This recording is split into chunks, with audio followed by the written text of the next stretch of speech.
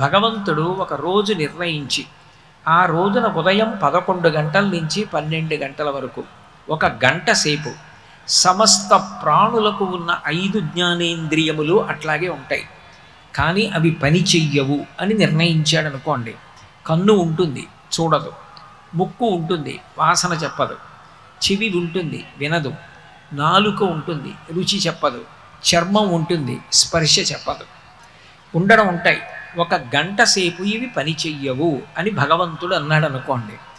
మీకు కంటి ముందు ఎదురుగుండా వచ్చి వెంకటేశ్వర స్వామి వారు నిలబడినా తెలియదు, బ్రహ్మరాక్షసుడు వచ్చి నిలబడినా తెలియదు, సుఖదుఖములు లేవు. చెవి దగ్గరికి వచ్చి వీణ వాయించినా మీకు తెలియదు, పెద్ద పిడుగు శబ్దం వచ్చినా మీకు తెలియదు, సుఖదుఖములు లేవు. ముక్కు దగ్గర మల్లె పువ్వు చెండు పెట్టినా తెలియదు, కుక్క కళేబరం మించి దుర్వాసన వచ్చినా తెలియదు, కత్తి పెట్టి చర్మాన్ని కోసేసినా తెలియదు, చందనం పూసినా తెలియదు. ఎందుకనంటే చర్మానికి స్పర్శశక్తి లేదు. నాలుక మీద నిప్పు కణిక పెట్టినా తెలియదు, తిరుపతి లడ్డూ పెట్టినా తెలియదు. ఈ 5 ఇంద్రియములు పనిచేస్తున్నంతసేపే సుఖము కానీ దుఃఖము కానీ ఉంటుంది. ఈ 5 ఇంద్రియములు పని చెయ్యకపోతే సుఖదుఖములన్న మాట లేనే లేవు. ఈ 5 ఇంద్రియములు పనిచేసేటట్టు చేసేది ఒక పెద్ద దీపం ఒకటి లోపల వెలుగుతూ ఉంటుంది.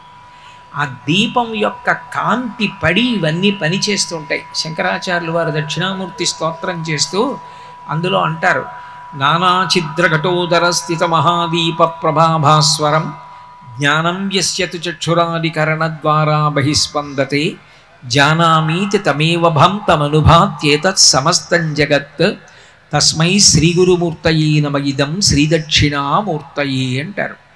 ఒక కుండకి 5 కన్నాలు పెట్టి ఓ దీపం పెట్టి ఆ కుండని బోర్లించాను అనుకోండి, 5 కన్నాల్లోంచి వెలుతురు బయటికి వస్తుంది. లోపల ఒక జ్యోతి వెలుగుతోంది, అది పెద్ద దీపం. ఆ దీపం ఎంతకాలం వెలుగుతుందో అంతకాలమే బాగున్నారా బాగున్నారా బాగున్నారా అని అడుగుతారు. ఆ దీపం కొండెక్కిపోయిందనుకోండి, ఇక ఎంత గొప్పవాడైనా తీసుకెళ్ళి బయట పడుకోబెట్టేస్తారు, అగ్ని సంస్కారం చేసేస్తారు. ఈ లోపల వెలుగుతున్న దీపం గురించి వేదం అంటుంది, నీవారస్సూకవత్తన్వీ పీతాభాస్వత్యనూపమా అని.